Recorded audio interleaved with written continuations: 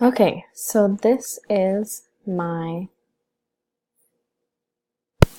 this is the digital storytelling website that I decided to use. It's called Pixton. So this is my account as the teacher, and I created a few fake accounts for my classroom. So here is where I can view my class. It's called French. And you see there's students in here. They all have the same name because they have the same email.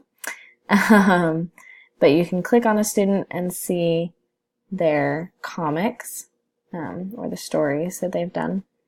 You can also see the class photo. So when they set up an account, you have to create an avatar, which is kind of a fun interactive way. And then to add students, you just go here and have the students join the class. You just copy the link and then you can email the link to them, and as soon as they type it in to their thing,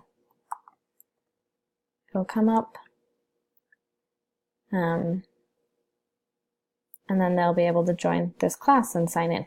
So there you go. That is how you do the whole storytelling thing through Pixton.